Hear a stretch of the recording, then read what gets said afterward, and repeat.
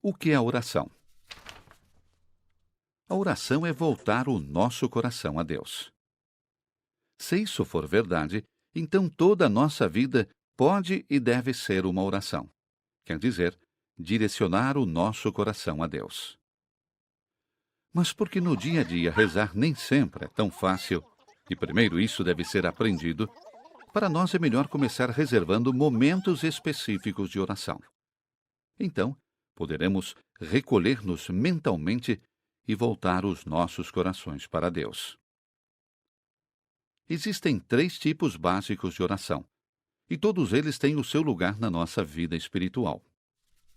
Primeiro, existe a oração vocal. Mesmo que Deus conheça nossos corações e pensamentos mais íntimos, a oração vocal corresponde à necessidade da nossa natureza humana de expressar as coisas. Por isso que a oração vocal é uma das formas básicas de oração. Além disso, a oração vocal torna possível para os outros se incluírem. A oração não tem que ser solitária e pode ser muito bonita se feita em comunidade. Em segundo, existe a meditação. Isso tem pouco a ver com algumas práticas orientais que usam esse nome.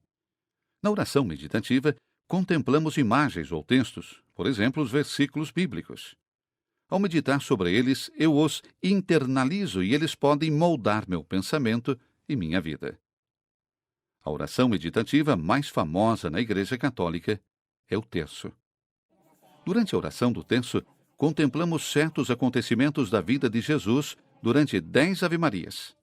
Desta forma, esperamos interiorizar a vida de Jesus, esperando que isso forme e molde a nossa própria vida de acordo com o seu exemplo.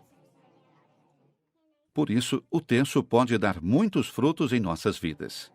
Por exemplo, quando eu medito sobre como Jesus nasceu e foi colocado numa manjedoura em Belém, eu estou observando uma real e perfeita humildade, modéstia e simplicidade. O fruto dessa oração deve ser que a modéstia, a humildade e simplicidade comece cada vez mais a moldar a minha própria vida.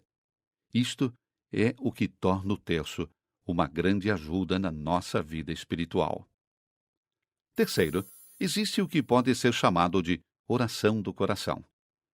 Nessa oração, o coração descansa com Deus e está em paz em sua presença. Essas são as 3 formas básicas de oração. É claro que podemos distinguir orações não só por sua forma, mas também pelo seu modo. Há, por exemplo, a oração da bênção. Em uma bênção, invocamos o poder e favor de Deus sobre nós mesmos e outras pessoas. Depois, há a adoração. Na adoração, nós reverentemente contemplamos a grandeza, a onipotência e a santidade de Deus. A postura natural da adoração é de joelhos. Através disso, expressamos uma simples verdade: Deus é grande e eu sou pequeno. Uma forma especial de adoração é a adoração eucarística. Adoramos a Cristo presente na Eucaristia sob a aparência de pão e vinho. Fora da missa, a adoração eucarística acontece quando o corpo de Cristo é colocado em um ostensório para que todos o possam ver e reverenciar. Depois, a oração de súplica. Nessas orações, nos voltamos para Deus, pedindo o que nós desejamos. Certamente, Deus conhece os desejos do nosso coração, mesmo sem a gente pedir. Mas a oração de súplica reconhece a Deus como a fonte de tudo o que é bom. Aliás, essa ideia também é motivo para um outro tipo de oração, a oração de ação de graças. A oração de ação de graças tem um efeito muito libertador.